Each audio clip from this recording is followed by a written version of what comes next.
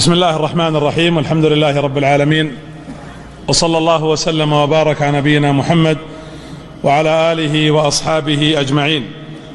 الحمد لله الذي لا ينسى من ذكره، الحمد لله الذي لا يخيب من رجاه، الحمد لله الذي لا يكل من توكل عليه إلى غيره، الحمد لله الذي هو ثقتنا حينما تنقطع عنا الحيل، الحمد لله الذي هو رجاؤنا حين يسوء ظننا بأعمالنا، الحمد لله الذي يكشف ضرنا عند كربنا، الحمد لله الذي يجزي بالإحسان إحسانا، الحمد لله الذي يجزي بالصبر سبحانه وتعالى نجاة.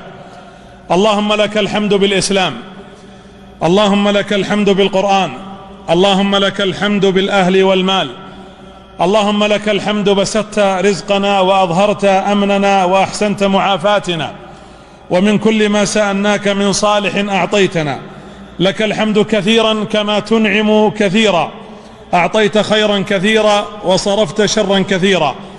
اللهم لك الحمد، كم من صغير ربيته فلك الحمد. اللهم لك الحمد، كم من ضعيف قويته. اللهم لك الحمد، كم من فقير أغنيته. اللهم لك الحمد، كم من غريب وصيته. اللهم لك الحمد، كم من أعزب زوجته. اللهم لك الحمد، كم من مسافر إلى أهله بالسلامة رددته. اللهم لك الحمد، كم من راجل حملته وكم من مريض شفيته.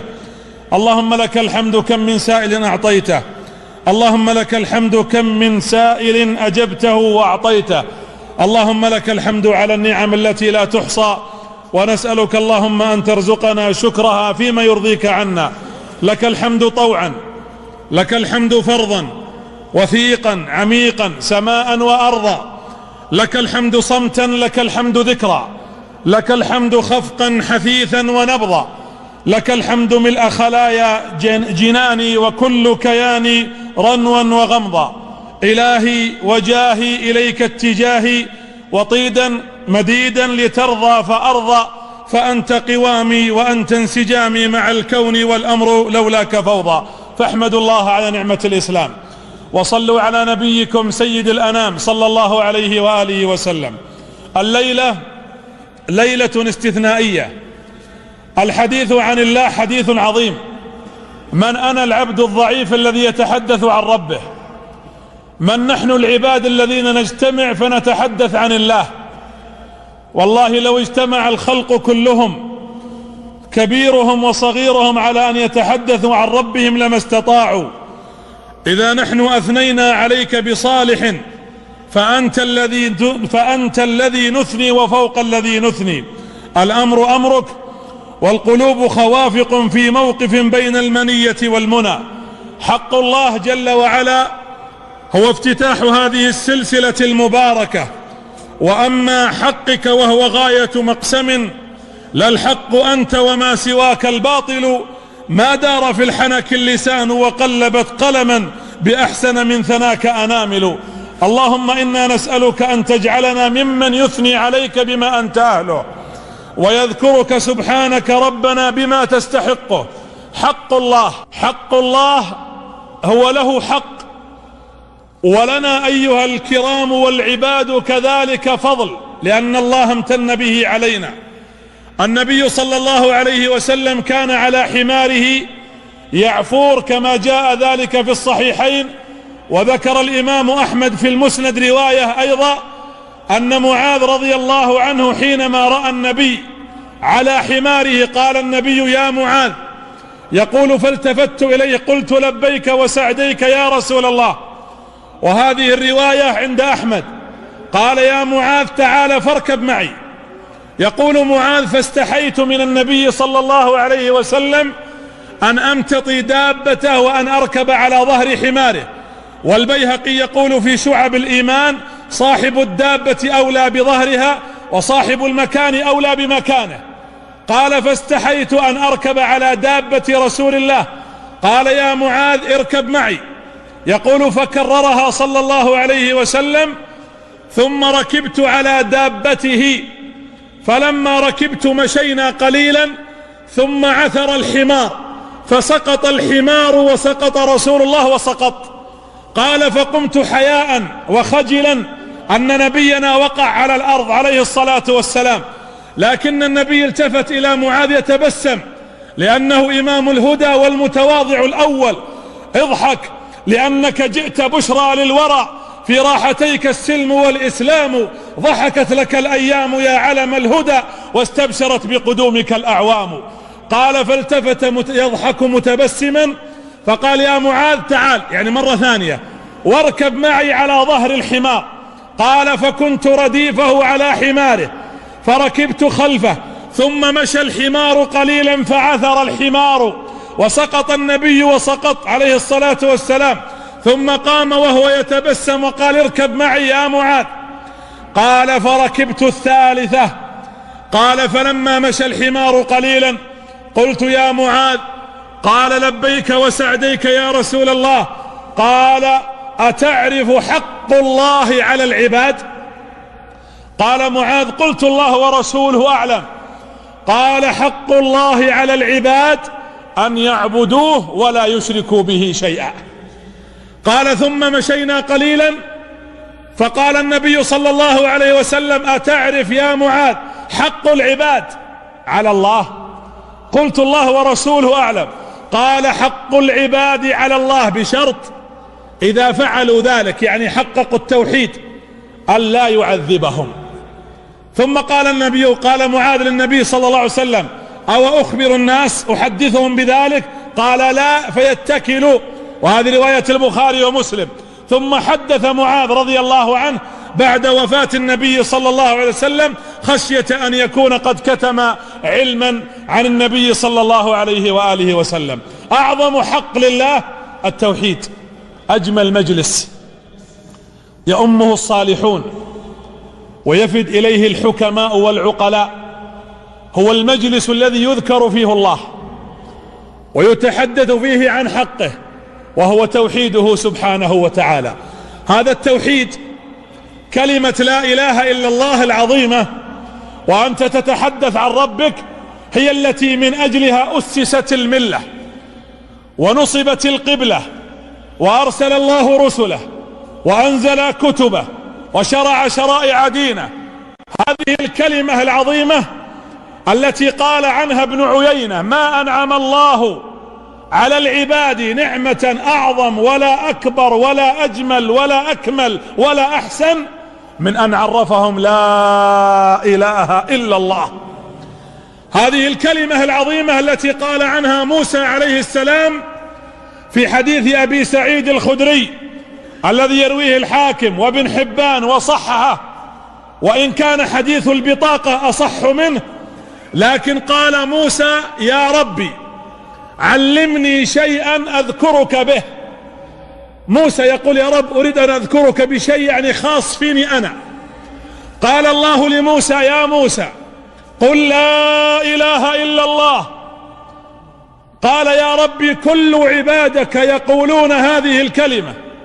قال يا موسى لو أن السماوات السبع وعامرهن غيري والأراضين السبع في كفة ولا إله إلا الله في كفة لمالت بهن لا إله إلا الله، لمالت بهن لا إله إلا الله.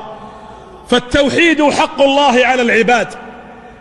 ولذلك كفار قريش لما أتوا كعادة العرب في الجاهلية من التفاخر بالأنساب والأحساب والتفاضل على أساسها جاءوا إلى النبي قائلين يا محمد انسب لنا ربك، يعني ما نسبوا ربك، انسب لنا ربك.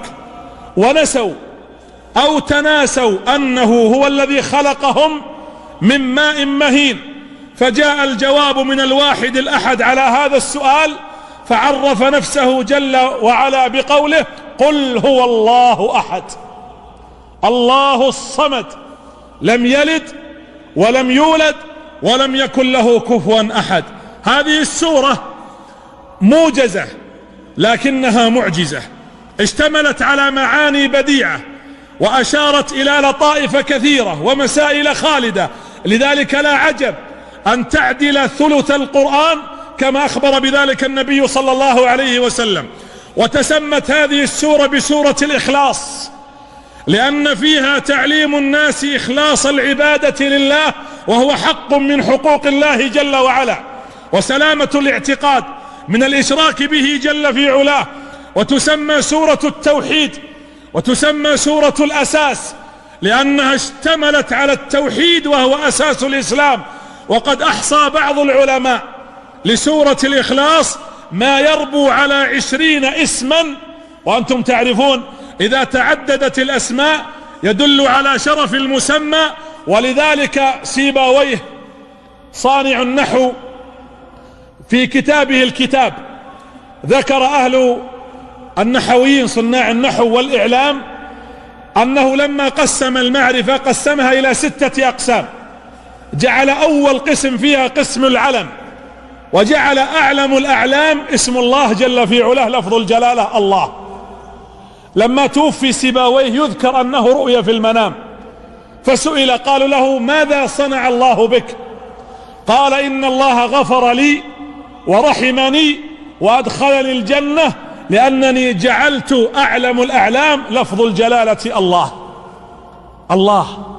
ولذلك يذكر الإمام مالك بن أنس صاحب دار الهجرة رحمه الله يقول أنه خرج فرأى رجلا مخمورا يشرب الخمر، لكنه لم يعرف أنه كان مخمورا لأنه رآه في مسافة سقط على الأرض، والرجل يتمتم بكلمات لم تفهم لبعد المسافة.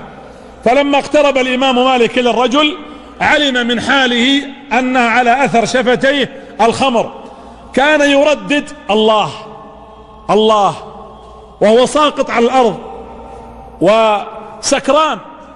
فما كان من الإمام رحمه الله تعالى إلا أن أخذ قطنة ومسح شفتي ذلك الرجل وطهرها، وسأل الله له الهداية، اللهم رده إليك ردا جميلا. يقول هذا الرجل المخمور أنه هدي إلى الحق واستقام إلى الطريق المستقيم.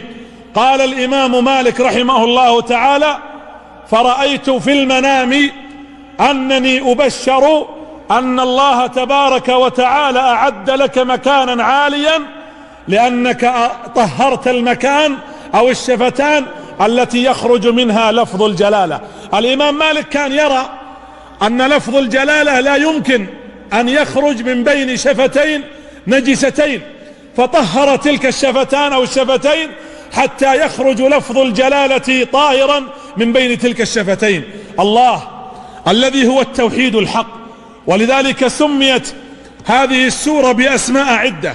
سميت سورة الإخلاص بالنجاة لأنها تنجي من الكفر في الدنيا ومن النار في الآخرة، والولاية لأن من عرف الله بوحدانيته فهو من أوليائه المؤمنين الذين لا يتولون غير الله.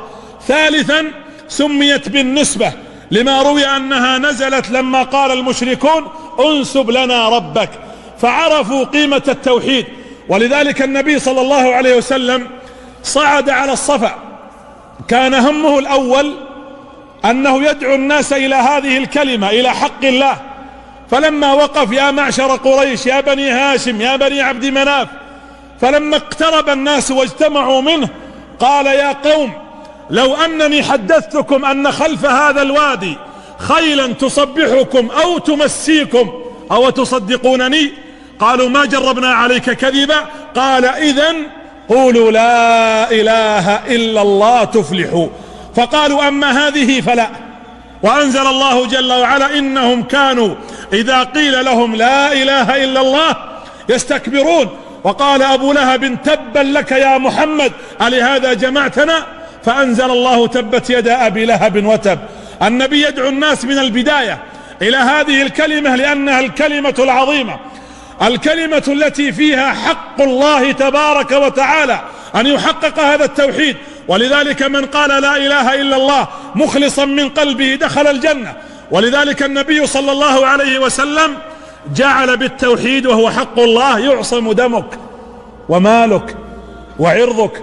أمرت أن أقاتل الناس كما في الصحيحين حتى يشهدوا أن لا إله إلا الله وأني رسول الله.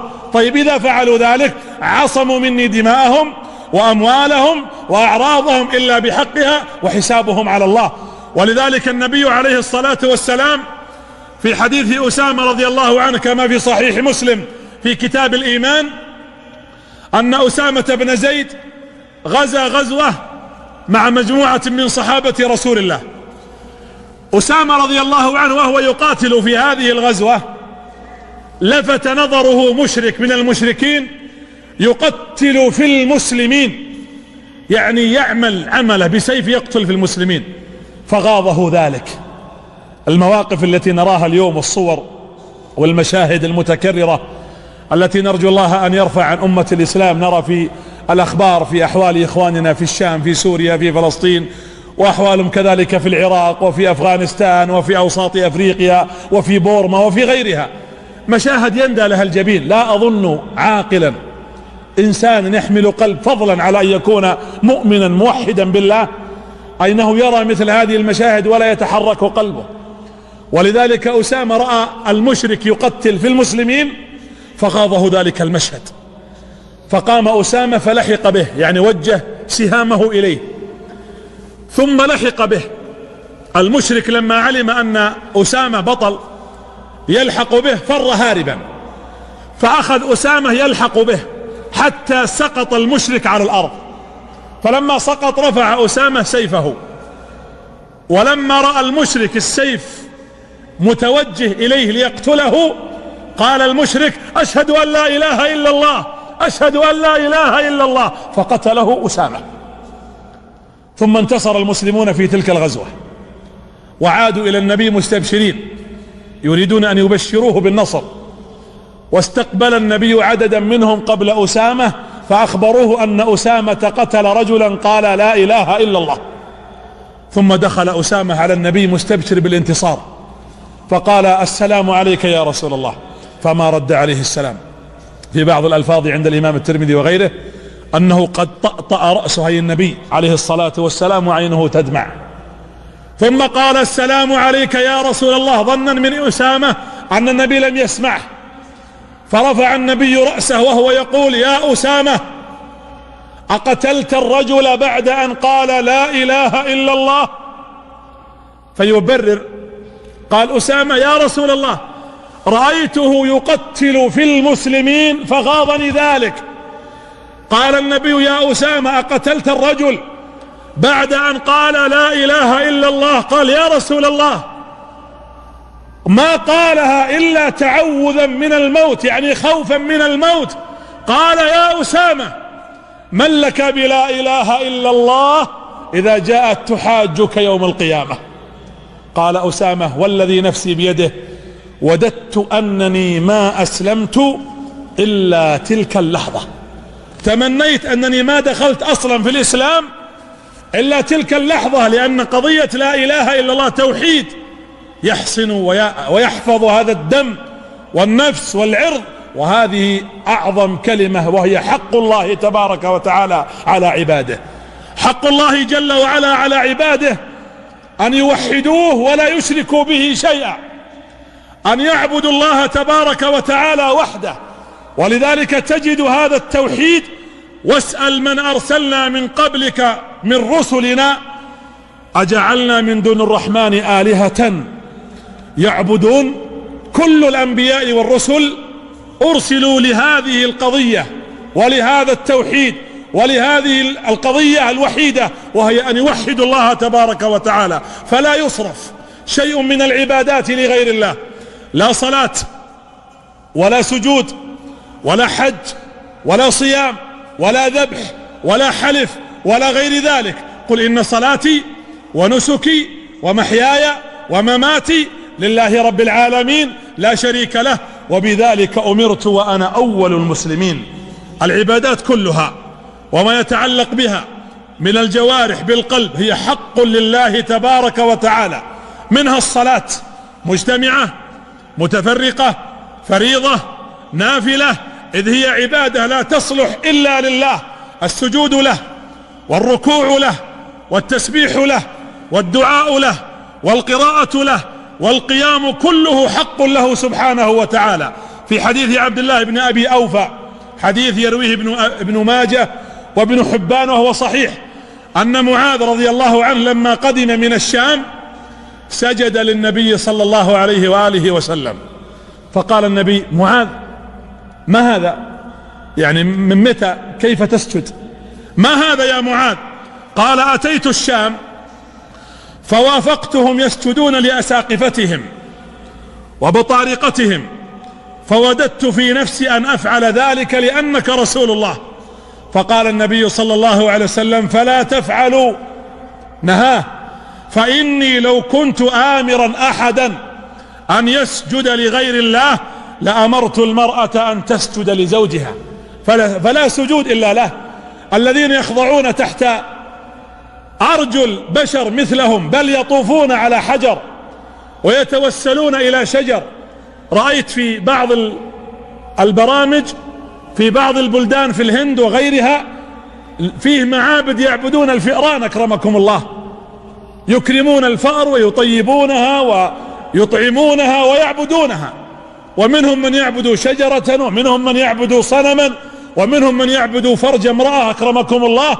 ولكن المؤمن الموحد لا يمكن أن ينحني ظهره ولا تخر جبهته إلا لله تبارك وتعالى، لا يدعى إلا الله، سواء كان دعاء عبادة أو دعاء مسألة أو استعانة، فهو حق أكيد لله جل وعلا، لا يصرف لغير الله البتة مهما علت درجة من تدعو وسمعته ومنزلته، سواء كان نبيا مرسل أو ملكا مقرب، لأن الله جل وعلا يقول: قل إنما أدعو ربي ولا أشرك به أحدا. فادعوا الله، ادعوا الله مخلصين له الدين ولو كره الكافرون.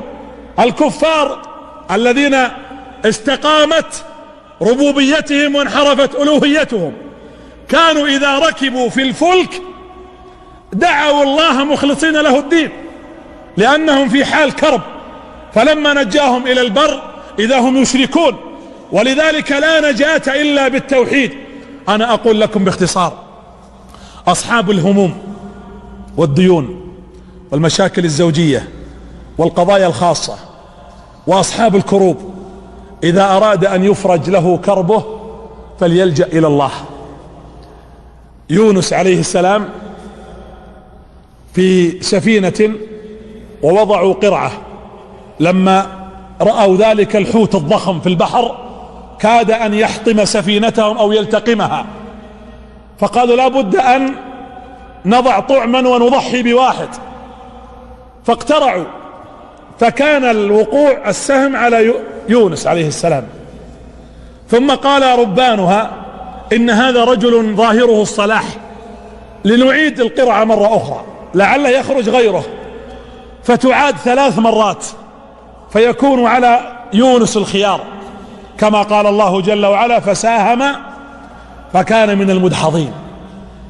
ثم وقع الاختيار أو وقع السهم عليه، فحمل يونس عليه السلام ورمي في البحر والتقمه الحوت وظل في ظلمات 3. أسألك بالسطحية عذرا، لو قفل عليك باب الغرفة في مكان مهجور، ثم قفل عليك باب البيت الذي فيه الغرفة، ورمي المفتاح في باب حديد، ولا زاد ولا طعام ولا هواء ولا ضوء ولا بشر ولا شيء، ثم ذهب الذي أقفل ذلك الباب وله المثل الأعلى، كيف سيكون حالك؟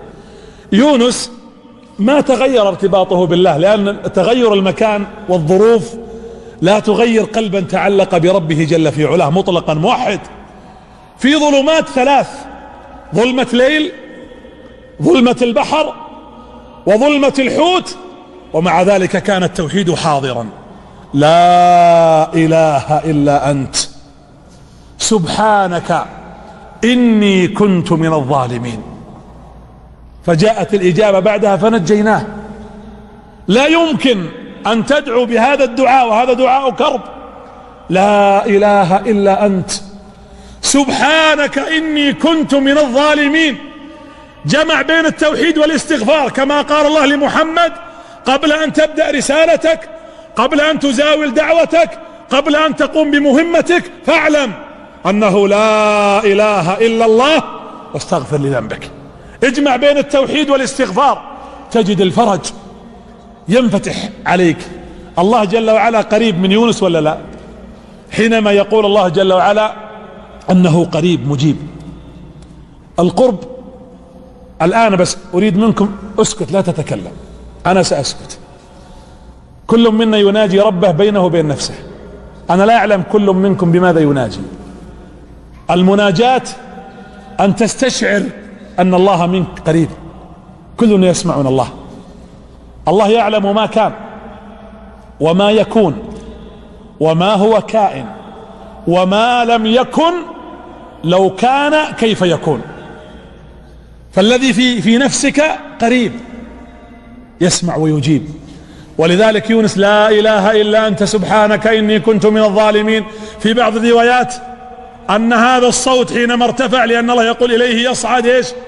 الكلم الطيب والعمل الصالح يرفعه. ارتفع صوت يونس موحدا مستغفرا مناديا. قالت الملائكة يا ربي صوت معروف من عبد معروف، أين هو حتى ننقذه؟ قال هذا عبدي وسوف أنقذه. فاستمر، قيل 40 ليلة وقيل 40 شهرا وقيل أكثر من ذلك، وهو يردد كلمة التوحيد. فقال الله جل وعلا فلولا أنه كان من المسبحين للبث في بطنه إلى يوم يبعثون. ونصيحتي لكل مكروب ونادي إذا سجدت له اعترافا كما ناداه ذو النون بن متى، وأكثر ذكره في الأرض دأبا لتذكر في السماء إذا ذكرت.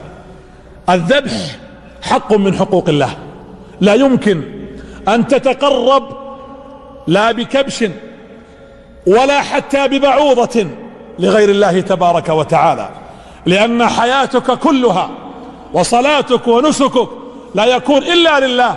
والذي يذبح لغير الله يذبح لغير الله مشركا بالله تبارك وتعالى. ولذلك أيضا مما يختص به رب العالمين ألا نحج إلا له. في إيران الرافضة الاثنى عشرية المجانين وضعوا كعبة عندهم وأمروا الناس بالطواف عليها، بل يرون أن بعض مناطقهم ومواقعهم أطهر عندهم في ظنهم من البيت الحرام. الله جل وعلا الذي يعطي الخصوصية للأرض والمكان والزمان والإنسان، ويفضل من شاء ويرفع من يشاء سبحانه وتعالى. قل اللهم مالك الملك تؤتي الملك من تشاء وتنزع الملك ممن تشاء وتعز من تشاء وتذل من تشاء بيدك الخير إنك على كل شيء قدير. تولج الليل في النهار وتولج النهار في الليل وتخرج الحي من الميت وتخرج الميت من الحي وترزق من تشاء بغير حساب. أما أنا وأنت بشر يجب أن ننقاد لله تبارك وتعالى. الله يقول وأتموا الحج والعمرة لله. وعلى هذا فلا يجوز أن يحج الإنسان لقبر نبي ولا لرجل صالح ولا لمشهد من المشاهد، ولا يطوف إلا بالبيت العتيق. وأيضا من الخصوص لله تبارك وتعالى حقوقه ألا تحلف إلا به. نسمع اليوم الحلف بالوالدين وبالذمة وبالرقبة، ويحلفون بالطلاق ويحلفون بأمور من المخلوقات، والله أمرك ألا تحلف إلا به. الحلف هو تعظيم للمحلوف، ولا يليق أن يكون حلف إلا أن تعظم الله تبارك وتعالى. ولذلك ثبت في حديث ابن عمر رضي الله عنهما أن النبي قال من حلف بغير الله فقد كفر أو أشرك. عمران بن حسين كان يعبد 7 ودخل على النبي عليه الصلاة والسلام قال له كم لك من إله؟ قال لي 7. قال أين هم؟ قال 6 في الأرض و1 في السماء. قال النبي له من لرغبك ورهبك إذا ضاقت عليك الأمور تلجأ إلى أي واحد؟ قال ألجأ إلى من كان في السماء. قال إذن عليك بمن في السماء فهو ربك، واترك التي في الأرض، لا تعبد غير الله. لا يمكن أن ترى توحيدا خالصا وقد دخله شرك أو شابه شائبة في توحيد ذلك الإنسان، لأن الله تبارك وتعالى لا يقبل إلا التوحيد الخالص جل في علاه. حق الله تبارك وتعالى أن تطيعه، أن تؤمن به، أن تصدق بكل ما أمر به جل في علاه. أمرك ربك أن تصدق بالبعث والبرزخ، وأن تؤمن بالأنبياء والرسل. ولذلك أول صفة من صفات المؤمنين، من أوائل صفات المؤمنين، ألف لام ميم، ذلك الكتاب لا ريب فيه هدى للمتقين. من هم يا رب؟ الذين ايش؟ يؤمنون بالغيب. مؤمنين، عندنا يقين الآن أن الله تبارك وتعالى أخبرنا أن عيسى سينزل آخر الزمان ويكسر الصليب، نؤمن. أخبرنا نبينا أنه في آخر الزمان سيخرج المهدي، نؤمن. أخبرنا أن هناك موت وهناك حياة برزخ وهناك بعث وهناك نشور وهناك جنة وهناك نار، نؤمن بذلك كله ولو لم نراه. هذه حقيقة التوحيد الخالص الذي يؤمر به العبد ويقوم كذلك به. الله تبارك وتعالى له حقوق ثابتة خاصة به، وهناك حقوق لرسوله، لنتحدث عن حق الرسول في محاضرة بهذا العنوان.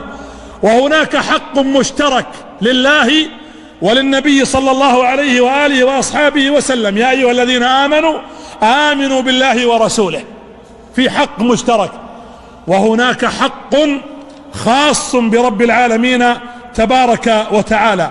ولذلك يقول الإمام ابن القيم في النونية المشهورة، قال: الرب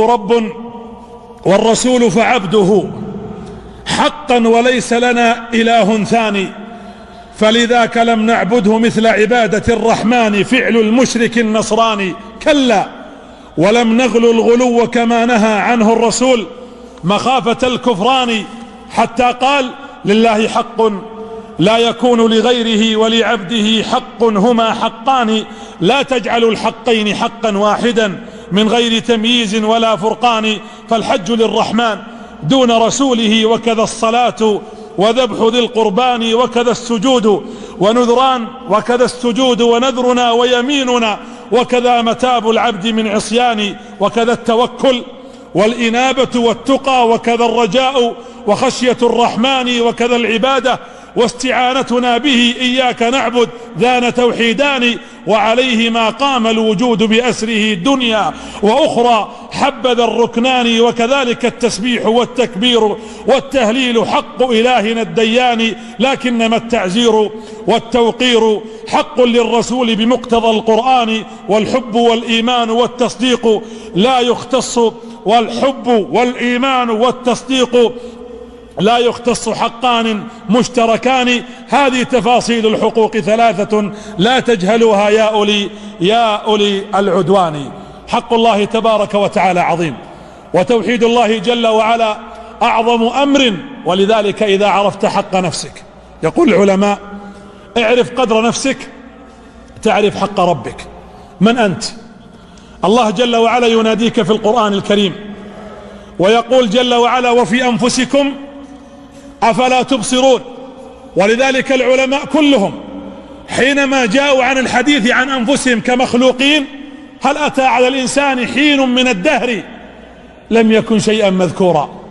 الله يقول: أنت لم تكن شيئا مذكورا، إنا خلقنا الإنسان من نطفة أمشاج نبتليه فجعلناه سميعا بصيرا، إنا هديناه السبيل إما شاكرا وإما كفورا. ولذلك الإمام الشافعي أمسك بيضة فرفعها فنظر فيها يتأمل، قال: سبحان الله، هذه البيضة خارجها أبيض كالفضة وداخلها أصفر كالذهب الزلال، يخرج الله منها حيوان يسمع ويبصر، ألا تدل على السميع البصير؟ ما تدل على الله؟ والإمام أحمد ينظر إلى ورقة شجرة صنوبر ثم يمسكها ويرفعها، قال: هذه الشجرة أو هذه الورقة تأكلها الدودة فتخرج حريرا، وتأكلها النحلة فتخرج عسلا، وتأكلها الماعز فتخرج لبنا، ألا تدل على السميع البصير؟ والإمام مالك في الحج يوم عرفة يرى الناس يلهجون بالذكر، هذا أعجمي وهذا أعربي وهذا غني وهذا فقير، وضجيج الأصوات وارتفاع الدعوات، فوقف ينظر قال لا إله إلا الله، تعددت اللهجات واختلفت اللغات ولكنها لا تختلف على فاطر الأرض والسماوات. هذه آية. الله جل وعلا ما يحتاج إلى دليل. يذكر أن امرأة من نساء نيسابور قالوا لها أن رجلا عالم من العلماء ألف كتابا، هذا الكتاب جمع فيه 1000 دليل على وحدانية الله وعلى وجود الله. قالت والله ما جمع 1000 دليل على وجود الله إلا لأن عنده 1000 شك على أن الله موجود. الله لا يحتاج إلى دليل. السماء ذات أبراج والأرض ذات فجاج كلها تدل على الله، وفي كل شيء له آية تدل على أنه واحد. الله جل وعلا في كل شيء ترى حكمته وترى عظمته، ولذلك هذا التفكر أحد أسباب معرفة حق الله جل في علاه. الله يقول وكأي من آية في السماوات والأرض يمرون عليها وهم عنها ايش؟ معرضون. هذا فيديكس الإنجليزي اللي قبل أشهر تجاوز أغلفة كما يقولون الهواء أو الأجواء، يقول هو في لقاء مع في إحدى القنوات رأيته مترجما، قالوا وش أعظم ما لاحظت في هذه الرحلة استغرقت ساعات، ثم بعد ذلك قال كلمة الحقيقة نحتاج نقول نحن أهل التوحيد. قال علمت أن الذي خلق هذه الأرض والخلق أعظم بكثير منها. كيف اكتشفت هذا؟ قال كلما ارتفعت في المركبة أشعر أن الأرض تصغر حتى فجأة رأيتها مثل الذرة، يعني مثل الضوء، مثل الإضاءة البسيطة، وفجأة اختفت. يقول كلما ارتفعت حتى اختفت الأرض ما عاد رأيتها. يقول فعلمت أن الذي خلقها أعظم منها. الله جل في علاه إذا كان كرسيه الكرسي الذي هو موضع قدميه سبحانه وتعالى، الرسول يخبر أن لموضع الكرسي عند الله تبارك وتعالى، يخبر أن موضع هذا الكرسي عند السماوات والأرض ومن فيهن كحلقة ألقيت في فلاة. هذا موضع الكرسي، فكيف بالعرش؟ كيف بالعرش والرب الذي استوى عليه استواء يليق بجلاله، ليس كمثله شيء وهو السميع البصير. إذا عظمته عرفت حقه، إذا عرفت قدرك. وفي أنفسكم أفلا تبصرون. العقل نعمة، ولذلك تجدون أن الله تبارك وتعالى من أسمائه القهار، قهر كل شيء. العقل قهره الله سبحانه وتعالى بماذا؟ الآن كل شيء موجود في الأرض لا يمكن نصنع شيئا إلا هو تقليدا محاولة لما صنعه الله. الطائر حينما رآه ذلك العالم عن طريقه استطاع أن يصنع تلك الطائرة. العقل لما صنع الكمبيوتر وهذه الأجهزة هي تحاول أن تحاكي شيء من هذا العقل الذي يحتفظ ويختزن ببعض المعلومات. تأتي كذلك إلى المركبة حينما تركب على الدواب الحمير والبغال والجمال وغيرها، ثم تصنع هذه المراكب الكثيرة وقس على ذلك. ولذلك نحن حينما نأتي إلى قدرة الله تبارك وتعالى يشعر العبد بضعفه، ويشعر كذلك بأنه عند خلق الله لا شيء. كن مع الله في سبحات الفكر، مع الله في لمحات البصر، مع الله في ومضات الكرى، مع الله عند امتداد السهر، مع الله والقلب في نشوة، مع الله والنفس تشكو الضجر، مع الله في أمسي المنقضي، مع الله في غدي المنتظر، مع الله في عنفوان الصبا، مع الله في الضعف عند الكبر، مع الله قبل حياتي وفيها وما بعدها في الضعف عند الكبر، مع الله قبل حياتي وفيها وما بعدها عند سكن الحفر، مع الله في الجد من أمرنا، مع الله في جلسات السمر، مع الله في حب أهل التقى، مع الله في كره من قد فجر. الله الكفار يذكرون به ويتذكرون عظمته، ولذلك لما دخل الصحابة على النجاشي كان نصرانيا في ذلك الوقت في الهجرة الأولى، حدثوه فقط عن ما جاء به هذا الإسلام وعن نبي الإسلام، ثم تلا عليه ذلك الصحابي الجليل قصة مريم: واذكر في الكتاب مريم إذ انتبذت من أهلها مكانا شرقيا فدمعت العينان وأسلم وأخفى إسلامه، وصلى عليه النبي صلى الله عليه وسلم صلاة الغائب وقد أثنى عليه قبل إسلامه: إنكم تذهبون إلى بلد فيها ملك عادل. وأما النفس أيها الأحبة لتعرف قدر الله تبارك وتعالى، البصر، اسألوا الذين الآن يلبسون عفوا النظارات، لا تسأل الأعمى، لأن الأعمى منتهي أمره. اطلعت على مقطع في اليوتيوب وهو متاح، ارجعوا إليه، في لقاء مع أحد الفضلاء المهتمين بشأن الصم البكم في السعودية هنا، وتحدث عن شخص وأتى به وصور كذلك، والمقطع موجود وبث هذا أظن في قناة المجد.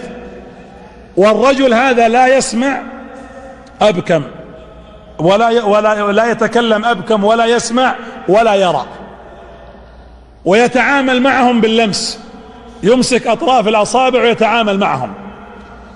فحدثوا عنه شيء عجيب، يقول: ألقينا محاضرة، يعني هو يحتاج، الصم الذين معه يحتاجون إلى من يترجم، لأن الصم لا يتكلمون ولا يسمعون، لكن بعضهم يبصر، فبالتالي بالحركات يفهمون بلغة الإشارة. يقول: فهذا الشخص كان بالنسبة لهم عناء آخر، لأنه يحتاج من يمسك يديه ويحرك أصابعه حتى يفهم، لأنه لا يرى ولا يسمع ولا يتكلم كذلك. فكانوا يعانون، يعني يحتاج إلى مترجم، المترجم يحتاج إلى مترجم. يقول: فالغريب أنه إذا قرئ القرآن ورتل القرآن كانوا يلاحظونه ومن معه يبكون، تدمع أعينهم وهم لا يسمعون، لكن القرآن له خاصيته. سئل بعض علمائنا الحقيقة إلى مثلا إعطاء إجابة لهذا الأمر، شخص لا يسمع ولا يبصر ولا يتكلم، والقرآن يتلى وأحيانا باللمس ويتأثر ويبكي، فإجابتهم كانت واضحة مختصرة وفيها حكمة. قالوا: لأنه القرآن وحسب. عظمة الله عظيمة. ولذلك نحن الأصحاء لا نعرف قيمة ما نحن به إلا إذا رأينا غيرنا. ولذلك الحكمة المشهورة: الصحة تاج على رؤوس الأصحاء لا يراها إلا من؟ إلا المرضى. يقال أن رجل، هذا ذكره ابن الجوزي، أن رجلا أعمى، أن رجلا رأى في الطريق شيء يعني أذى أو صاخ أو أذى، فحملها وأبعدها إلى جانب الطريق، ثم جاء صاحب له وحمل تلك الأوساخ التي وضعها على جنب الطريق وحطها في نصف الطريق. فقال له: ليش يعني أنا أبعد الأذى عن طريق الناس وأن تعيد مرة ثانية؟ قال له: أنت أبعدت الأذى عن طريق المبصرين المفتحين وحطيته في طريق العميان. الأعمى في الغالب يمشي جنب الجدار، دعه في نصف الطريق يراه المبصر فلا يقع ولا يقع فيه الأعمى. يقول: فعلمت قيمة هذه النعمة. البصر، يقول الإمام ابن رجب رحمه الله: إذا أردت أن تعرف نعمة الله عليك ضع كفيك على عينيك، سكر عيونك بس لمدة دقيقة، يقول تعرف نعمة الله عليك، لأنك تبصر الآن، تشوف هذا جالس وهذا واقف وهذا عمود وهذه طاولة وهذا ميكروفون وهذا ماء وهذه ورقة وهذا أحمر وهذا أصفر وهذا أزرق، لكن الأعمى لا يميز ولا يعرف ولا يرى هذه كلها. ولذلك أيضا حتى اليدين، يعني أنت تأمل الله جل وعلا حينما دعاك أن تتأمل في خلقك لحكمة: وفي أنفسكم أفلا تبصرون. الله يدعوك إلى أن تتأمل في هذه النفس. الآن تخيلوا أننا نمشي بدون ما تنثني أيدينا ولا المفاصل، تخيل أنك تمشي بهالطريقة، ما تنثني لا يدك ولا تنحني كذلك ذراعك، كيف سيكون حالك؟ واليد نعمة من أجل نعم الله على الإنسان. يقول الإمام ابن رجب: إن أخذك للقمة، مجرد أنك تأخذ اللقمة أو ترفع ما تشربه، بجرد بس مسكتك للقمة ووضعها في فمك، فيها أكثر من 35 نعمة وفائدة لك. هذا في الظاهر. وتكلم رحمه الله عن الأظفر، قال: أما هذا الأظفر فله أكثر من 5 فوائد وساقها رحمه الله تعالى. حنا يمكن نقول ايش فائدة الأظفر، هذا ما له قيمة، لكن الله تبارك وتعالى وضعه لحكمة وقطعا له من الفوائد الكثيرة، ولذلك هاتين اليدين عظيمتين. حدث الأخ الشيخ عبد العزيز الخطابي، وهو رجل طالب علم ومؤلف له بعض الكتب والكتيبات، وكتب رسالة سماها شكر النعم، تباع وموجودة الآن. فقسم شكر النعم: شكر نعمة العقل، البصر، اليدين وغيرها. ولما تكلم عن شكر نعمة اليدين ذكر قصة واقعية والعهدة عليه والكتاب موجود. قال أنه كان يجلس في مسجد مثل هذا عندهم حلقة علم، يقول وبينما هم جلوس لاحظوا أن النافذة الدريشة حقة المسجد تطرق برأس رجل، يعني واحد يطق الدريشة برأسه. يقول فأمرت واحد من الطلاب يخرج يطلع يشوف وش الموضوع. يقول فخرج فوجد رجلا خلقه الله كاملا لكن من غير يدين، ما له يدين. يقول قلت ماذا تريد؟ قال أكرمكم الله أريد الحمام، دورة المياه. يقول ذهب به إلى دورة المياه، أو قال له الدورة هناك، قال خذني لها. يقول فأخذته إلى دورة المياه، فلما دخل في حمامات المسجد أكرمكم الله والمسجد قال له افتح لي الباب، ما له يدين. يقول ففتحت له الباب. يقول يوم دخل قال أغلق الباب، يقول صكيت الباب، وقبل أصك الباب قال انتظرني عشان إذا خلصت بناديك تفتح لي الباب. يقول فأغلقت الباب ودخل الرجل يقضي حاجته أكرمكم الله. يقول وأنا أنتظر عند الباب، يقول فجأة طرق علي الباب براسه، باب الحمام. قلت أفتح تبي تطلع؟ قال لا ادخل عليه، ادخل بس لو سمحت نزل يعني بصرك. يقول فدخلت فإذا بالرجل أكرمكم الله على الكرسي في الحمام. قلت ماذا تريد؟ قال والله لم أستطع أن أغسل نفسي، أرجوك تسكب علي الماء حتى تغسلني وطهر نفسي.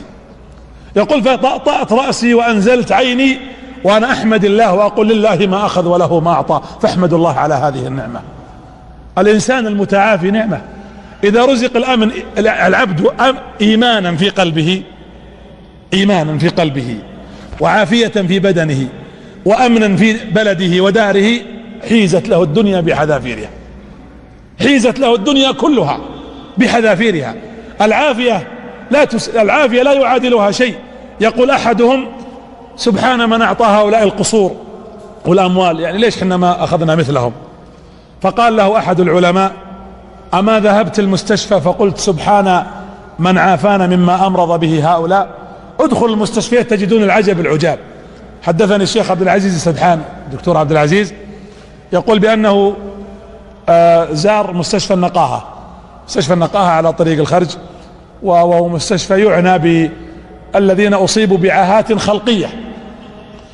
يقول فلما دخلنا وكان معنا طبيب مرافق مشرف على المبنى أو المستشفى، يقول قبل ندخل إحدى الأجنحة، أجنحة المرضى، سمعنا صراخا وصياح لأحد المرضى. أول ما دخلنا ارتفع صوت المريض أكثر، فسألت الطبيب المرافق قلت وش مرض هالرجل؟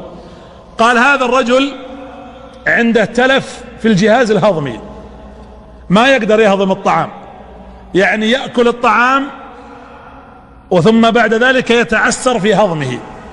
يقول تلقائيا سألته قلت وش تعطونه، وش الأكل اللي يأكله؟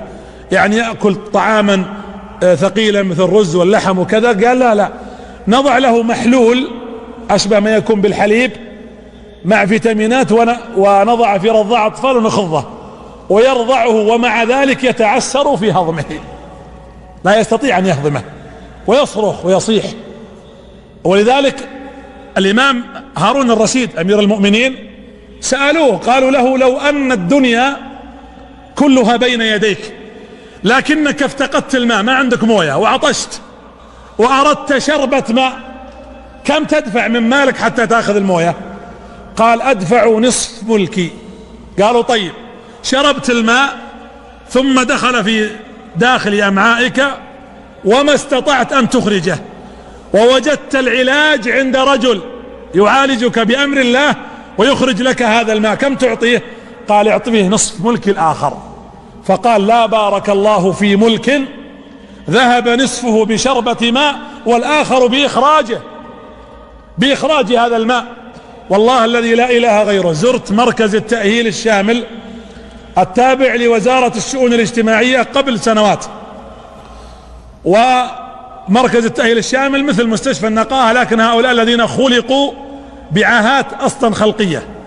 فدخلنا فوجدت رجل، والله اني احدثكم بما رأت عيني، يمكن طولها ما يتجاوز 40 سنتي، على سرير، رأسه عافانا الله وإياكم كبير جدا، ولا ينطق ولا يتكلم، فقط يبصر، وعلى الكرسي. ولما دخلت وكان معي أيضا مجموعة من المرافقين المشرفين على المركز، رأيت الرجل هذا فبدأت أحدثه وأصبره. قالوا ترى يسمع ويفهم. وأنا أتكلم جلس يبكي. والله العظيم تصورت أن عمره 13 سنة 12 سنة، يعني صغير. قلت لهم كم عمر هذا الإنسان، كم له سنة هنا؟ قالوا منذ أن ولد عمره 46 سنة وهو على هذه الحالة. فحمدت الله على هذه النعمة العظيمة. احمدوا الله. ولذلك لا تعرف حق الله إلا إذا تأملت في خلق الله. وأيضا من معرفة حق الله تعظيم الله تبارك وتعالى.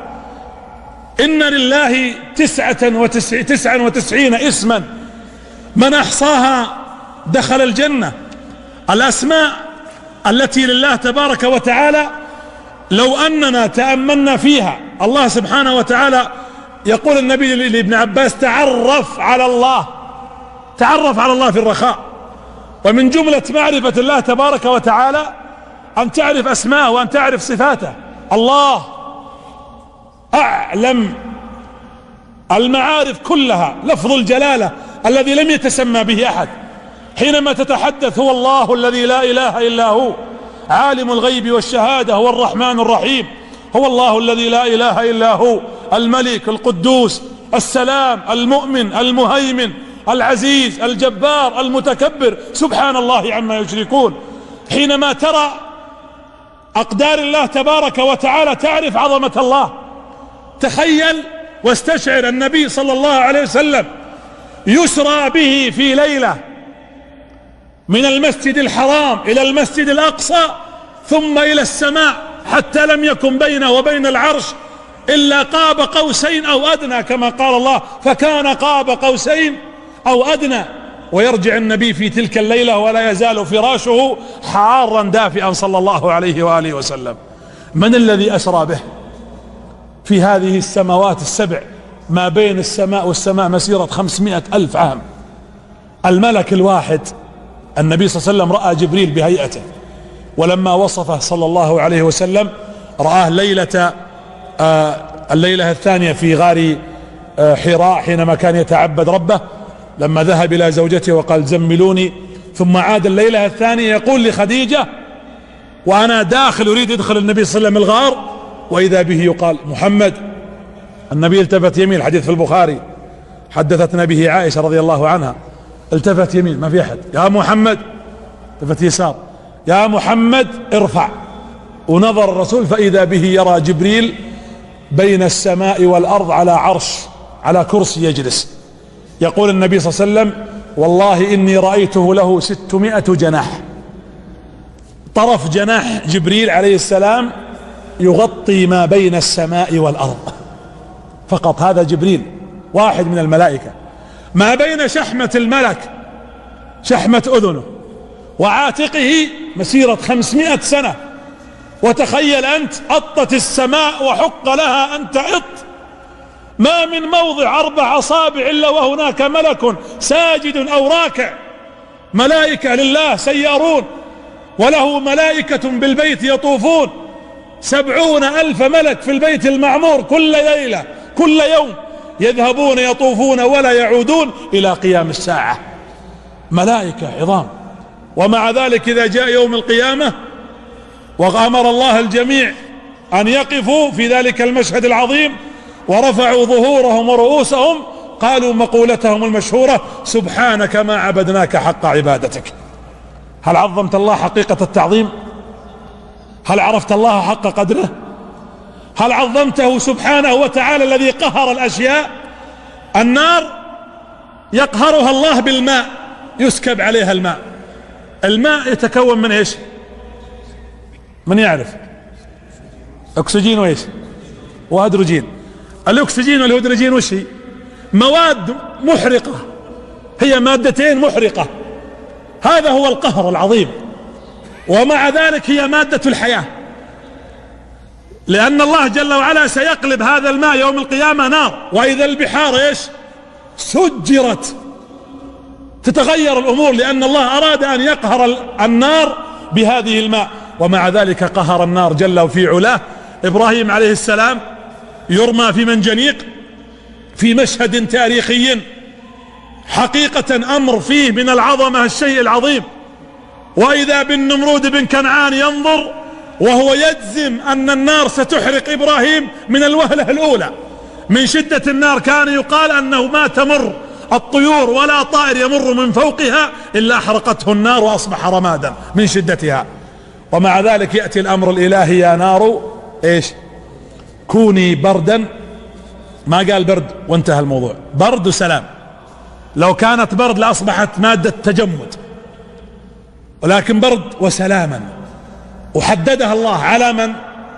على إبراهيم، حتى لا تكون عامة وتكون فقط في تلك اللحظات. وهذه النار تحديدا، لأن الله تبارك وتعالى أليس بهذا مشهد من مشاهد عظمة رب العالمين سبحانه وتعالى؟ وجلست النار تحترق أو تحرق، وينتهي ذلك الحطب وتخمد تلك النار، ويخرج إبراهيم عليه السلام بأمر الله جل في علاه. لم يحرق من إبراهيم إلا الحبل الذي ربطت به يديه فقط، وهو ينفض الغبار عنه عليه السلام. حتى قال النمرود: إني نذرت أن أذبح لربكم 60 بدنة، إن ربكم هذا لعظيم. أمر عظيم. ويخرج إبراهيم بل لما سئل عليه السلام عن أفضل أيامه التي مرت عليه قال: أحسن أيام التي مرت علي هي الأيام التي قضيتها في تلك النار. الذين قال لهم الناس إن الناس قد جمعوا لكم فاخشوهم فزادهم إيمانا وقالوا ايش حسبنا الله ونعم الوكيل، فانقلبوا بنعمة من الله وفضل لم يمسسهم سوء. التوحيد الخالص أن تعرف عظمة رب العالمين، وهو الذي نجى موسى في موقف ضعف. موسى وليدا طفلا صغيرا. لنا يا أيها الإخوة قصص القرآن فيها عبرة، ومعنى العبرة الاتعاظ، هذا أحد المعاني. ومن معاني العبرة العبور، أن تعبر بك هذه المواقف من حال إلى حال ومن مكان إلى مكان، لنثبت به فؤادك، ليثبت قلبك على التوحيد. موسى عليه السلام تلده أمه. تخيلوا الأم مسكينة، مولود، ثم يخرج ذلك الطفل، فرح به، ويأتيها الأمر من السماء أن تضع هذا الولد وين؟ في التابوت، صندوق. العقل البشري ما يستوعب طفل. والتابوت تعرفون التوابيت هي ليست عندنا في السعودية، لكنها موجودة في خارج المملكة في كثير من البلدان. التابوت محكم إحكام إلى درجة أن الميت لا يتعفن من شدة إحكامه. وموسى تدرك أن التابوت سيموت الطفل وليد. النبي صلى الله عليه وسلم يقول: وضعته في التابوت. هي 4 أوامر جتها، وكلها عقلا، ظاهر العقل لا يتقبلها، لكنها أوامر. وضعته في التابوت. طيب، الرسول صلى الله عليه وسلم يقول: ظنت أم موسى أن التابوت سيكون قريبا منها، عشان تفتح وتشوف الولد وترضعه وتهويه وترجعه وتراقبه، وحطت الولد في التابوت. شوي يأتيها أمر ثاني: ألقيه وين؟ في اليم. أنتم متخيلين الموقف؟ أنت متخيل أم يعني كيف تلقي ولدها في البحر؟ ألقيه في اليم. البحر هلاك كله، حال هدوئه وحال هيجانه. ثم استجابت لأمر الله: أبشر، ما عندي مانع. فحملته وأخته. ولاحظوا لفظ القرآن، الله ما قال ضعيه، قال ايش؟ ألقيه، يلقى إلقاء، يرمى. فحملته وأخته فألقته في اليم. تخيل أنت التابوت والأم تشوف الولد أو التابوت في داخله الطفل هذا، هي تنظر والتابوت يموج به البحر، خافت أن يغرق، أن يهلك. فقال الله جل وعلا الأمر الثالث: ولا تخافي. حتى الخوف يا أم موسى ممنوع. لا إله إلا الله. ولا تخافي. طيب ما خفت، لكني بحزن على فراقه، فيه بعد. قال الله: ولا تحزني. حتى الحزن ممنوع. ثم يقول الله لها إنا رادوه إليك وجعلوه من المرسلين.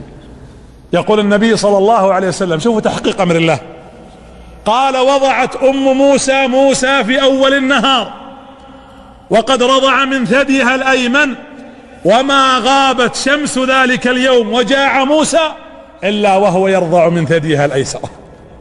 مرت القصة كلها، وضع في البحر فالتقطه آل فرعون، ثم امتنع من المراضع من الأمهات، ثم ذهبت أخته فقصته وعاد، كلها في فترة النهار فقط. حقق الله أمره. ولذلك إذا جاءك أمر الله وعسى أن تكرهوا شيئا وهو خير لكم وعسى أن تحبوا شيئا وهو شر لكم، الله وش ختم الآية به؟ قال والله يعلم وأنتم لا تعلمون. ولذلك لا تتخيل عظمة الله. مريم أم مريم زوجة عمران، قصتها رأت فرخا تطعمه أمه طائر وتمنت الولد، فطرة كأي وسألت ربها الولد أنها تحمل، ولما حملت ما تدري المولود أو الحمل ذكرا أو أنثى، نذرت أني نذرت لك ما في بطني محررا. وش معنى محررا؟ يعني خالصا، لا أطلب من هذا الولد ما يطلبه الآباء والأمهات، يعني ما أبغاه يكون قريب ولا يخدمني ولا يفعل لي شيء، أبغاه لك خالص يخدمك يا الله. نذرته لله، نذرت لك ما في بطني محررا. لكن يوم ولدت ايش طلع، ولد ولا بنت؟ بنت. فلما وضعتها قالت ربي إني وضعتها أنثى، لأن البنت بمثل ولد، والله أعلم بما وضعت وليس الذكر كالأنثى، لكنها ما فاتها أن تسميها إيش؟ مريم. وإني سميتها مريم. وش معنى مريم في اللغة؟ المريم هي الخادمة، يعني حتى على الأقل أنال شرف الاسم من خدمتها لك يا رب العالمين، لأنها عرفت عظمة رب العزة والجلال، فأقدرت ذلك الرب جل في علاه قدره. الله يقول وما قدر الله حق قدره سبحانه وتعالى، فحقه علينا عظيم أن نوحده توحيدا صادقا، نؤمن بأن حتى هذا الحق الذي هو لله أن الفائدة ستعود بعد ذلك لنا. ولذلك النبي صلى الله عليه وسلم كما في الحديث الذي يرويه الدارقطني وغيره عن أبي ثعلبة قال أن الله تعالى إن الله فرض فرائض فلا تضيعوها، وحد حدودا فلا تعتدوها، وحرم أشياء فلا تنتهكوها، وسكت عن أشياء رحمة بكم أو لكم غير نسيان فلا تبحثوا عنها. ونكمل بعد الأذان إن شاء الله. أيها الأحبة، حق الله عظيم، ولا أظن لقاء أو محاضرة يستطيع الإنسان يتحدث عنه، لكن إذا عرفنا أن حق الله هو التوحيد الخالص، ويجب أن نعرف أن نستطيع أن نحقق حقه جل في علاه بقدرة البشر المحدودة، وكما أمرنا هو سبحانه فاتقوا الله ما استطعتم، ابتداء بمعرفة ربنا جل في علاه، وأن نعظمه كما قلت، وأن نعرف أسماءه وصفاته تبارك وتعالى. تحصى هذه الأسماء معرفة وعلما، نعرف أنه الصمد، أنه القهار، أنه الجبار، أنه المنتقم، أنه الرحيم، أنه الرحمن، أنه الملك، أنه القدوس، أنه السلام، أنه المؤمن، أنه المهيمن، أنه العظيم، أنه السميع، أنه البصير. إذا استشعر العبد هذه الصفات العظيمة وعظم الله، علم أيضا إن شاء الله حق من حقوق الله. التأمل في آياته، في سماواته، في أرضه. إذا ذكرنا فقط التأمل في ذاتك أنها آية، كيف في خلق السماء؟ الله يقول لخلق السماوات والأرض أكبر من خلق الناس ولكن أكثر الناس لا يعلمون. وقال تعالى أأنتم أشد خلقا أم السماء؟ يأمرنا الآن نتأمل. بناها، رفع سمكها فسواها وأغطش ليلها وأخرج ضحاها، والأرض بعد ذلك دحاها أخرج منها ماءها ومرعاها، والجبال أرساها، ثم قال متاعا لكم ولأنعامكم. المتأمل في آيات الله سيرى أن أوضح الله دلالته للمتفكرين، وأبدى شواهده كذلك للناظرين، وبين آياته للعالمين، وقطع كل أعذار المعاندين، أدحض حجج الجاحدين. استنارت آيات الربوبية، وسطعت دلائل الألوهية، واضمحلت غمرات الشك، وزالت ظلمات الريب. تأملوا في قول الله جل وعلا في سورة النمل: أمن جعل الأرض قرارا وجعل خلالها أنهارا وجعل لها رواسي وجعل بين البحرين حاجزا أإله مع الله بل أكثرهم لا يعلمون. أمن يجيب المضطر إذا دعاه ويكشف السوء ويجعلكم خلفاء الأرض أإله مع الله قليلا ما تذكرون. أمن يهديكم في ظلمات البر والبحر ومن يرسل الرياح بشرا بين يدي رحمته. الآية هذه تستوقفنا: يهديكم في ظلمات البر والبحر. الطائرة الماليزية هذه المختفية إلى اليوم آية. كان يظن بعض الناس أن قوة الاستخبارات العالمية وأجهزتها وحداثة تقنيتها وما وصلت إليه الصندوق الأسود انتهى أمس إلى حد المدة المحددة أن يكون فاعلا ويعمل، ولنا الآن قرابة الشهر أو أقل من ذلك لا يمكن أن يعثر عليه إلى هذه اللحظة. لكن الله ما تسقط من ورقة إلا يعلمها، ولا حبة ولا رطب ولا يابس إلا في كتاب. الله جل وعلا ما تخفى عليه خافية، يعلم دبيب النملة السوداء في الليلة الظلماء على الصخرة الصماء. أإله مع الله. كنت في إحدى الفنادق في سفرة من السفرات، فركبت في الأسانسير الفندق، فأثناء خروجه أو صعوده إلى الدور 22 أظن أو 21 توقف الأسانسير وأنا في داخل الأسانسير.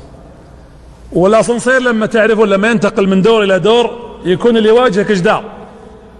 والله الذي لا إله غيره أيقنت يعني بالموت فعلا، تذكرت القبر وأضغط على الجرس ولا حد يرد.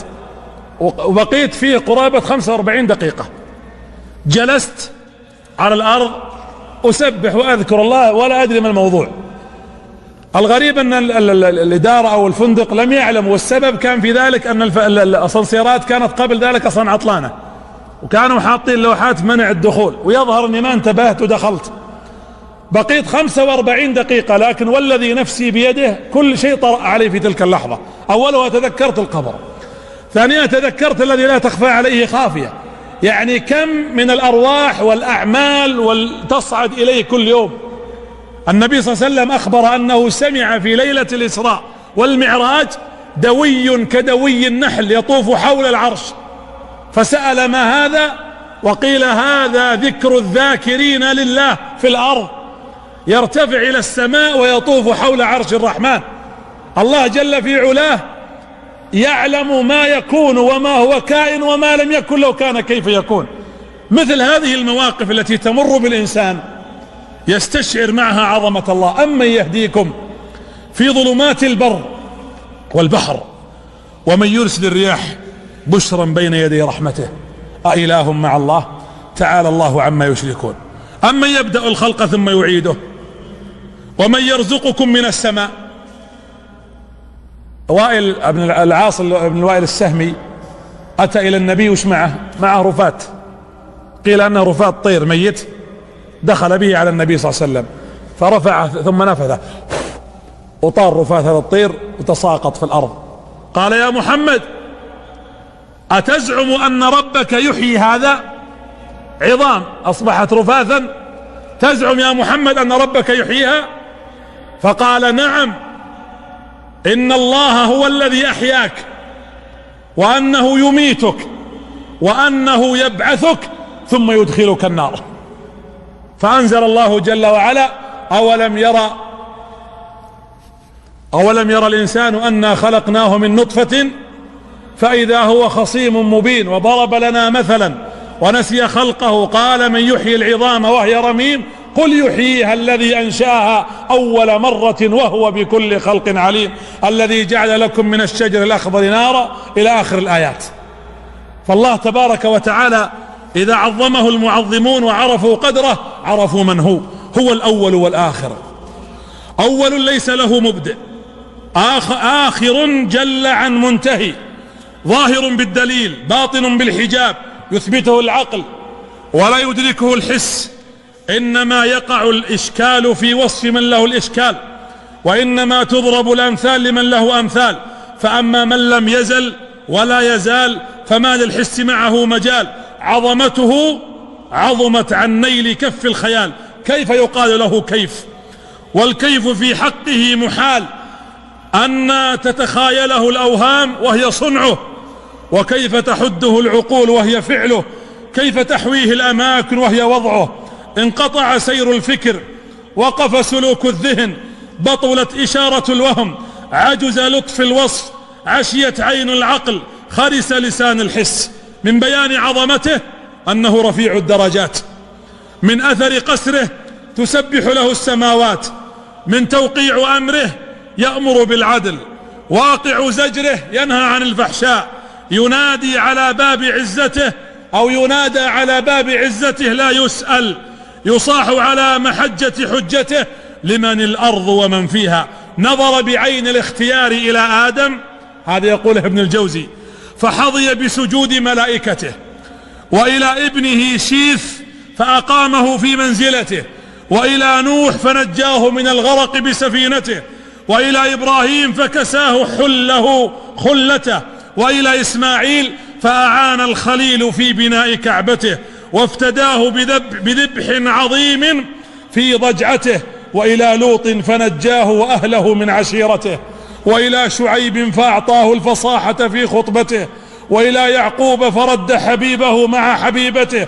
وإلى يوسف فأراه البرهان في همته، وإلى موسى فخطر في ثوبه مكالمته، وإلى داود فألان الحديد له على حدته، وإلى سليمان فسخر له الريح يتنقل به في مملكته، وإلى أيوب فيها طوبى لركضته، وإلى يونس فسمع نداءه في ظلمته، وإلى زكريا فقرن سؤاله ببشارته، وإلى عيسى فكم أقام ميتا في حفرته، وإلى محمد صلى الله عليه وسلم فخصه ليلة المعراج بالقرب من سدرته، وأعرض عن إبليس فخزي ببعده ولعنته، وعن قابيل فقلب قلبه إلى معصيته، وعن نمرود فقال أنا أحيي الموتى ببلاهته، وعن فرعون فادعى الربوبية على جرأته، وعن قارون فخرج على قومه في زينته، وعن أبي جهل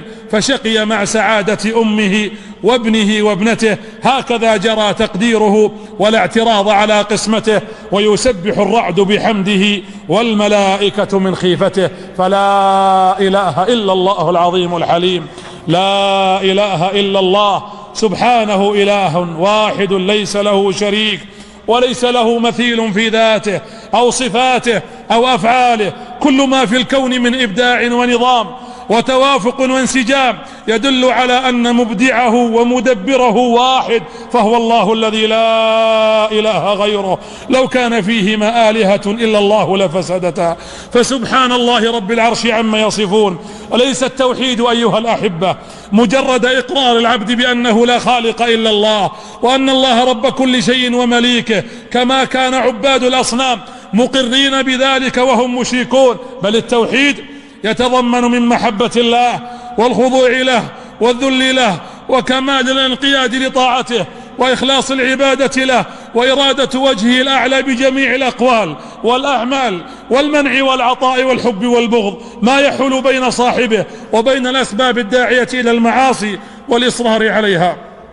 فاعرفوا ربوبية ربكم جل في علاه، فهو رب السماوات والأرض وما فيهن، خلق كل شيء فقدره تقديرا، وأعطى كل شيء خلقه ثم هدى. ولا يستطيع أحد من خلقه أن يدعي أنه الخالق أو الرزاق، أو المدبر لذرة في السماء أو في الأرض، وما ينبغي لهم، بل والله وما يستطيعون. وهو تعالى واحد في ألوهيته، فلا يستحق العبادة إلا هو، ولا يجوز التوجه له بالخوف والرجاء إلا له، لا خشية إلا منه، ولا ذل إلا إليه، ولا طمع إلا في رحمته، ولا اعتماد إلا عليه، ولا انقياد إلا لحكمه. والبشر جميع خلق الله جل في علاه، أنبياء وصديقين وشهداء وملوك وسلاطين، عباد لله جل في علاه، لا يملكون لأنفسهم نفعا ولا ضرا، ولا موتا ولا حياة ولا نشورا. فلا إله إلا الله. ما يفتح الله للناس من رحمة فلا ممسك لها، وما يمسك فلا مرسل له من بعده، وهو العزيز الحكيم. يا أيها الناس اذكروا نعمة الله عليكم، هل من خالق غير الله يرزقكم من السماء والأرض؟ لا إله إلا هو، فأنى تؤفكون؟ أنى تؤفكون؟ هو الله الذي دعاكم، دعاني إليك العلم والحلم والحجة، وهذا الكلام النظم والنائل النثر. يا رب وعودك حق لم نزل في انتظارها، وكل الرزايا في جوارك تصغر، ودينك يسر واعتدال ورحمة، ونورك في كل الدياجير يسفر. أحبك والعقل الحصيف يقودني إليك، وقلبي بالصبابة يأمر. ربي لك الحمد لا أحصي الجميل إذا نفثت يوما شكاة القلب في كرب، فلا تؤاخذ إذا زل اللسان، وما شيء سوى الحمد في الضراء يجمل بي. لك الحياة كما ترضى بشاشتها فيما تحب، وإن باتت على غضبي رضيت في حبك الأيام جائرة، فعلقم الدهر إن أرضاك كالعذب. يا رب أمطر علينا سحائب جودك ثرة، وانظر إلينا برحمة لا نغرق. يا رب نسألك اللهم أن تجعلنا لك من الموحدين، اللهم واجعلنا لك يا حي يا قيوم من المؤمنين. اللهم إني أسألك في هذه الساعة الذي قصرنا في حقك ونعترف، وما قمنا بواجبك ونعترف، وما قدرناك حق قدرك، نسألك اللهم أن تعفو عنا تقصيرنا يا ذا الجلال والإكرام. اللهم إنا نثني عليك ثناء يليق بجلالك وعظيم سلطانك، فأنت أهل الثناء والمجد، أحق ما قال العبد فلا إله إلا الله. اعرفوا حق الله وقوموا بحقه جل في علاه، واعلموا أن الله تبارك وتعالى يقبل منكم التوحيد الخالص. ولذلك يقول معاذ رضي الله عنه أن النبي صلى الله عليه وسلم يقول: من كان آخر كلامه من الدنيا لا إله إلا الله ومات على ذلك دخل الجنة.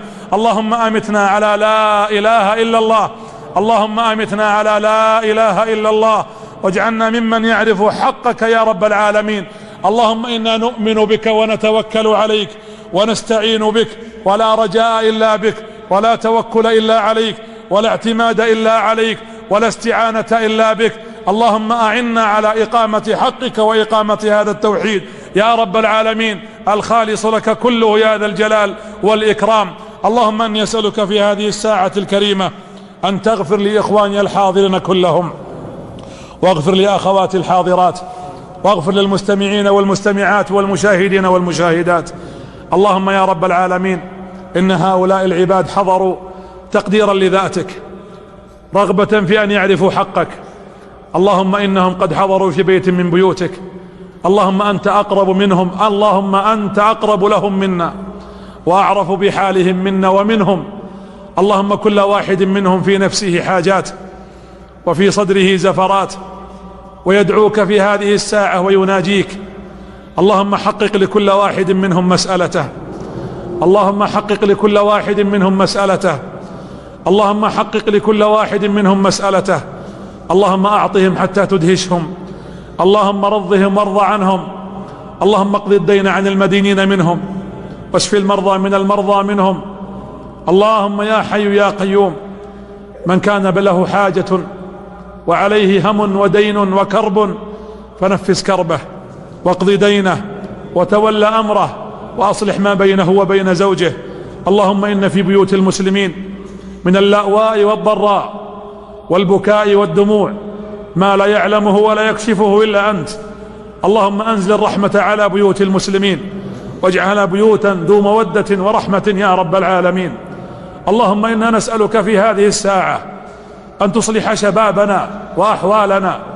اللهم إنا قصرنا في حقك فسمعنا حتى الإلحاد بك والكفر بذاتك والجرأة عليك وعلى نبيك ودينك وكتابك. اللهم رد المسلمين إليك ردا جميلا واهدهم إليك هداية ترضى بهم عنهم يا رب العالمين. اللهم يا خالقنا ومولانا، إن لنا إخوة في الدين في أرض الشام، في سوريا، وفي فلسطين، وفي العراق، وفي أوساط أفريقيا، وفي بورما، حالهم لا يعلمه إلا أنت. اللهم إنه قد عثى فيهم عدوا من أعدائك فقتلهم، ولم يرحم شيبة شائب، ولم يرحت شيبة عجوز، ولا ضعف طفل، ولا أنوثة امرأة. اللهم إنا نسألك لهم رحمة لا تبقي لهم بعدها بؤسا. اللهم ارحم إخواننا في سوريا، اللهم ارحم إخواننا في سوريا، اللهم ارحمهم في أوساط أفريقيا، اللهم ارحمهم يا حي يا قيوم في فلسطين والعراق وفي بورما. اللهم إنه لا حول لنا ولا قوة، اللهم إنه لا حول لنا ولا قوة إلا بك. ندعوك بأسمائك الحسنى وصفاتك العلى يا الله، يا رحمن، يا رحيم، يا ملك، يا قدوس، يا سلام، يا مؤمن، يا عزيز، يا جبار، يا متكبر، يا سميع، يا بصير، يا قهار، يا جبار، يا أرحم الراحمين.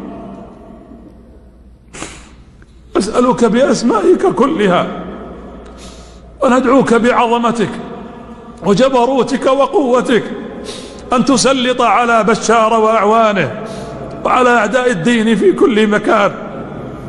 اللهم إنهم خلق من خلقك لا يعجزونك، إنهم طغوا وبغوا في بلاد المسلمين وأكثروا فيها الفساد. اللهم ارحم الأطفال الذين يبكون. اللهم إنا قد رأينا أطفالا صغارا بترت أطرافهم وانهدمت عليهم بيوتهم وشردوا من ديارهم. اللهم يا حي يا قيوم، اللهم إن رحمتك سبقت غضبك. اللهم كن بهم رحيما يا أرحم الراحمين. اللهم اغفر لنا خذلاننا، اللهم اغفر لنا خذلاننا يا ذا الجلال والإكرام. حسبنا الله ونعم الوكيل، حسبنا الله وكفى، حسبنا الله لا إله إلا الله رب العالمين. سبحان ربك رب العزة عما يصفون وسلام على المرسلين والحمد لله رب العالمين. وأشكر القائمين على هذه السلسلة وعلى هذا الجامع، جعل الله ذلك في ميزان حسناتهم، إن كان من توفيق فمن الله، وإن كان من خطأ فمن نفسي والشيطان. وأستغفر الله وأستودع الله صحبا كنت أذخرهم في النائبات فلا ظلم ولا عار، الملتقى في جنان الخلد إن قبلت منا صلاة وتسبيح وأذكار. تم الكلام وربنا محمود راعي العلا سبحانه والجود، ثم الصلاة على النبي محمد ما طار قمري وأورق عود.